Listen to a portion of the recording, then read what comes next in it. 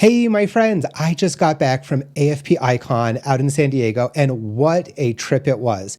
So much great content, so many wonderful sessions, and I got to see some friends that I haven't seen in years, which was such a delight. But even more than that, I got to meet some of you while I was out there, which was super exciting because I got to hear what was going on in your lives and your work and what the struggles are that you're facing on an everyday basis. So I actually get to start tailoring this content from this podcast and from my newsletter more to exactly what you like. So I love getting to interact with you and hear what's going on in your world. So before we get into the episode, I want to make a real quick and a super easy ask. I would love it if you would go into whatever podcast platform you're listening on, whether that's Apple Podcasts or Spotify or something else, and just make sure that you're following the show, because I know that there's a number of you that listen, but you haven't yet followed. So go ahead and hit that follow button. And while you're there, make sure to leave it a 5-star review, as well as some glowing praise so that your fellow fundraisers know exactly what this podcast is about and how it's going to relate to them and their work. Because when you leave those really great reviews, as well as the high ratings, it helps the algorithms know exactly who this content is for. So help your fellow fundraisers out and help me out a little bit in the process too, by making sure to go and leave those 5-star ratings and a glowing review. And while you're at it, if you would like to, you can sign up for my regular newsletter at letstalkfundraising.com/subscribe. I've been hearing from so many of you that you're really enjoying the newsletter. I even had one person say, Keith, I never read these things from start to finish, but yours I do every single week because it resonates so much with what we're doing in fundraising and all of the struggles and challenges that we actually face. So such great positive feedback to hear, and I really appreciate it. So I would love it if you subscribe. So sign up for the newsletter at letstalkfundraising.com/subscribe. And if you're watching this on YouTube, make sure to subscribe to the channel. And because there's not the review comment, just go ahead and make sure that you are liking an episode. And if you want to leave a comment on an episode, I'd love to have that engagement too. But before we dive into what we learned at ICON, I want to share a little bit about one of the dinners that I had before the conference began. Back in October of 2024, I participated in the AFP Leadership Institute, which was a pilot program they were running, and it was 4 cohorts. I was part of the 4th group that went through the program, and I got to meet 23 other really amazing fundraisers from across North America, the US, and Canada. And we got to have some really vulnerable moments and really develop our leadership capabilities, which was such a blessing. So the night before the conference, we had a great reunion, which was so much fun. And if you are a fundraiser that travels for work and you're always looking for restaurants to meet fundraisers at, here's a quick tip for you. Sign into the Michelin guide. I know some of you are thinking, Keith, we don't have a budget for a Michelin restaurant. And I'm totally with you, and I got you on this. When you're in the app or you're on the website, go down to distinction and choose a setting called Bib Gourmand. Those are specifically restaurants that have phenomenal food, phenomenal service, but are also designated at a reasonable cost. I think it means that their maximum price is going to be about $35 for an entree. And where we ended up going out to dinner, most of our entrees were in the $15 to $20 price range. So you can absolutely find reasonable Michelin restaurants through their website. So great tip for you. But one of the things that was so nice with this group, with us meeting there, is that a lot of our spouses or our family came with us. And people showed up with their full lives this time. Whereas when we met in Atlanta for the cohort, it was just us. And it really gave us an opportunity to dive in and get to know each other. But now we actually got to know each other on a much more personal level. And one of the things that I just thought was so interesting was one of the brothers of somebody in the group. They actually made an observation after that dinner. And they said, I can't believe you guys have only met each other once, some of you guys twice. You act like old college friends who used to live in the dorm together. Like, that's how well we got to know each other in this program. And I think the bond for that program is so real because the Leadership Institute created space for us to show up as full humans. We were not just our job titles. Throughout the process, there was structured vulnerability in a genuinely safe and supportive environment. And that's where we built the foundation of who we are as leaders, how we want to show up, And I think that's really rare in professional settings because so often we have this filter of professionalism over everything that we do. And so that minimizes our voices, that quiets our expression. That means that we don't get to be completely honest in everything that we're doing, right? But when we show up and we set ground rules right from the start around how we're going to engage with each other, what we want to have as an outcome of this session, it creates an entirely different atmosphere. And I think that's why that connection stuck between us and why it's so important. Not to mention, we also had a little bit of trauma bonding because on the last day of the session, a hurricane actually came through Atlanta. And so I don't think that the trauma bonding is exactly why we bonded so strongly together, because the other 3 cohorts, they also did not go through a hurricane and they report similar types of experiences. But I think that the deepest professional relationships aren't necessarily built through networking. They're actually built when people feel safe enough to be real with each other, to seek feedback, to give feedback, and to know that that's coming from a place of love and support and kindness, even when the feedback is really hard.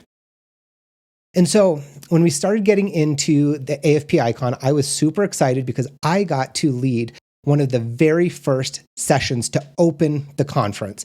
And it was about how to make conferences actually matter in the work that we're doing. Because I think so many of us have had the experience where we go to conference and we are enthused and energized and we come back with a fire and a passion to change everything in our organizations. And then 2 weeks go by and we are right back into those same ruts that we were before the conference. We're doing the exact same things that we've always done. And it's because there's so much organizational momentum and inertia that if we're not intentional about the work that we're doing, it's easy to fall back, right? It's kind of like if you think about the rudder on a ship. Our rudder as an individual is only so big and the organization can be massive. So we have to make sure that we're leveraging our rudder and the rudders of others to the best of our ability.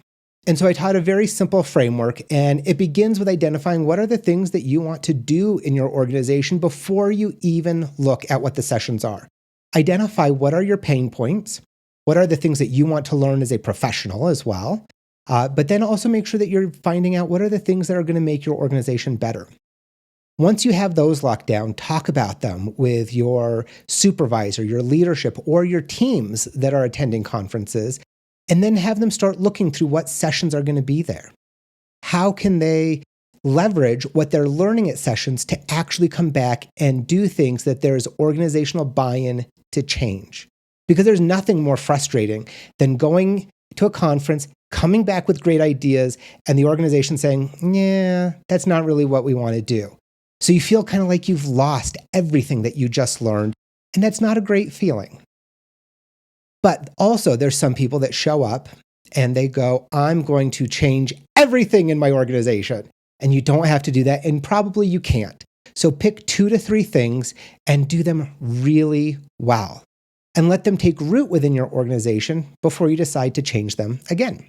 And in my session, the people who are part of my cohort, they showed up for my session and they were right there in the front row and they were cheering and applauding me on.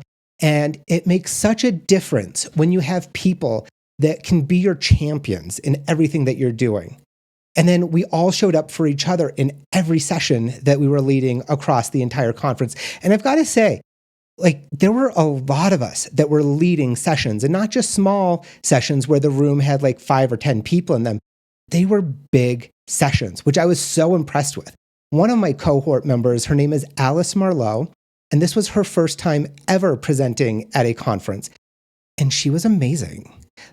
She did what AFP ICON calls a laser session. It's a 20-minute session that's done as part of the exhibit hall. So it's done when everybody else is looking at the exhibitors and the vendors and everything else. And so there's a lot of distractions and a lot of competing priorities that are happening in those rooms. And she was leading a session on imposter syndrome. And so when it started, there were maybe 30 to 40 people in kind of our little corral. And she just led it with such conviction, and her voice never stuttered, it never cracked. She commanded that room.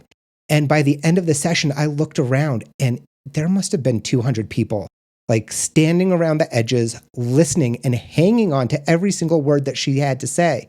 It was amazing. And she didn't flinch. And I was so impressed with everything that she did. And then I had my friends, Casey Tyrion and Leanne Baumel, and they did a session on engaging volunteers as donors. And they were brilliant as always.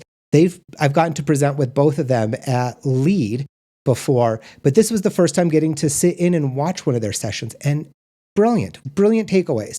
Both of them have organizations that rely on volunteers to do a lot of their work. And so they got to really connect with their audience that also was there to figure out how can we engage our volunteers as donors.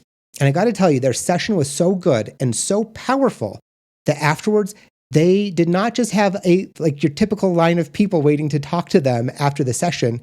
They actually had to move it to the hallway because they had so many people wanting to talk to them that the next session was getting ready to start and we got kicked out. So it was super great. But the thread connecting all of this is that the people who do their inner work, what we did through AFP's Leadership Institute, that self-evaluation, that critical work that only happens when you show up in a safe place to be able to do it, we show up differently afterwards, whether that's within our organizations, that's within the teams that we lead, or it's on stage at conferences like AFP ICON and AFP Lead. So all of us are phenomenal presenters, and if you want to hire any of us for your conferences coming up, feel free to reach out to me, and I'm happy to connect you with anybody from the AFP Leadership Institute, Cohort 4, which we're also known as the Quad Squad. So let's get into some of the sessions that I attended while I was at ICON, because I attended every AI session that I could get into. And what I actually saw was kind of a mixed bag of things. There was disappointment, but there was also some really critical new viewpoints that I was able to lean into. And a lot of the disappointment that I felt was that a lot of these sessions were kind of soft pitches for the software as a service or SaaS tools, and they're being positioned as cutting-edge tools for fundraisers. And I was in there with somebody who actually went through the pilot program that I led last summer on AI for major gifts. And she leaned over and she goes, "Keith, isn't this what you just taught us how to do in ChatGPT last summer?" Yes, it is. It was exactly what I teach in Module 1 and Module 2 of the Fully Formed course now at this point, which is launching today. But the important nuance that I'm pulling away from this AFP icon is that I think that a lot of these vendors kind of have the idea wrong. Because I think what's happening, and I think where the future of this is going, is that these tools that they're trying to sell us for hundreds of dollars a month or thousands or tens of thousands of dollars a year is not where the value's at. Because if we can build these within ChatGPT ourselves, very simply, because I am not an IT person, I do not have a coding background, I'm just a fundraiser who figured out how to use these tools. The value is not in the AI. The value that they're bringing is going to be in the data that they own, the proprietary data, whether that's their wealth screening tools or the giving history to other organizations, to other nonprofits, so you can see where their giving priorities lie. That's where the value is within that proprietary data. But if you don't need access to those data points, you can actually do everything that they were building with AI yourself, right in the AI platforms that your organization has already approved. So where is this all heading? And the biggest shift that I see is that I think the future, we're not there yet, but the future is that we're going to be heading into a time where AI is going to be our primary interface. It's not going to be just another tool that we use to write an email or review something. But I think that as we start to have these connections and these integrations through a MCP protocol, which is Model Context Protocol, it allows you to connect your AI tools to your data set, whether that's your CRM, whether it's the wealth screening tool, or it's going to be through any of those other data points that you need. Your AI is going to be able to talk to all of those. And so we're not going to be logging into our CRM, our data points, our multiple data points anymore. It's all going to be filtered in through an AI front system. And so it's going to pull all of that data into one place without having to manually switch between systems. And so I think that we might be seeing in the future, not right away, but the death of logging into a CRM every single day. And it's going to be replaced by an AI dashboard that surfaces what you need and that pings us every day. Here's what you need to do today. Here's what you need to do this week. And I think that we're going to start seeing a lot more people integrating some local AI models. Organizations that want full control over their data, they are starting to build AI systems that live entirely within their own networks. So that means that it's not connected to the internet. So no more cloud-based AI, no more having to go to ChatGPT or to Claude or to Microsoft Copilot or Google Gemini anymore. It's all going to be built within a proprietary system that we have strung together a series of computers to allow it to have its own brain, for instance. And so what does that mean for things like data sovereignty? And so what it means is that you know exactly where your data is, which laws are governing it. Because there's a question right now that if your data goes through a California server, does that mean that it needs to be governed by California laws? If your data goes through Europe, does that mean that your data needs to be governed by the European laws? But if you have all of your data in one place that's not networked to the internet, you know exactly where it is. It also reduces the exposure risk from cloud vulnerabilities. Cloud computing companies have some incredible encryption tools and data protection tools, but like anything that's connected to the internet, there's always a risk. And so when you start having these local models of AI built on your own servers, on your own computers, and where you're not sharing data, you're no longer dependent on a vendor's security practices. You know what your security practices are. And so there's some confidence that comes with that. Or if you have really bad security practices, maybe it's better for you to stick with the cloud companies. But the trade-off today is there's a cost and a technical expertise to build all of that infrastructure for a local AI platform. But I think that window is closing faster than most people think. So maybe by 2030, maybe sooner than that, I think so many organizations are going to have their own internal AI programs. But also, one of the things that I absolutely loved about ICON was that people were showing up in their most authentic, most expressive fashion. Lavender suits, florals for men or women, and the most extraordinary brooches that you've ever seen. And so before I left for ICON, I actually decided that I was going to step into that part too. So I brought some wonderful party shoes. I brought some embroidered velvet loafers, a beautiful brooch that my partner had given me, and a beautiful jacket, as well as this floral shirt that I'm wearing on camera today. So if you're watching on YouTube, you get to see it. If you're listening to the podcast, check it out on YouTube. But every morning in the pit of my stomach, I was thinking, is this too much? Am I going to be drawing attention that I don't really want? And that feeling, it comes from growing up in an environment where staying small and being quiet was survival. Visibility felt dangerous because it was. And in my work over the last couple of years, whether it's doing the podcast, speaking at huge conferences, delivering keynotes, it all felt a little risky, right? Every single step felt like there was a cost to it that I might be paying. And in those moments, I think there's a balancing act that we have to do, right? Because we have a goal that we're trying to get to, but there's a risk that comes along with that, whether that's a real risk or it's a perceived one. And so I talk about this before when you're afraid of something, but it's something that you really want to do and you're feeling like, oh, I'm really anxious, I'm really scared about this. The brain receives the same chemicals, whether it's fear or it's excitement, right? It's just the context that shapes how your brain is absorbing those chemicals. And so when it comes to public speaking, I had to train myself to be like, I'm not scared, I'm not anxious, I'm actually excited, I'm excited, I'm excited, I'm excited. And over the process of telling yourself that, your brain starts to reinterpret those chemicals in a very different way that's not fear-based. But I couldn't really feel that same adjustment between the anxiety of public speaking and showing up in a way that was fully authentically myself. So I had to come up with a battle cry, so to speak, something that wasn't me just saying, I'm excited to wear these fancy, fabulous clothes, but something that was just like, I'm going to go forward and do it anyways. And so if you guys remember the movie Fried Green Tomatoes with Kathy Bates back in the day, fabulous movie. You've got to watch it. My battle cry every morning just became Tawanda.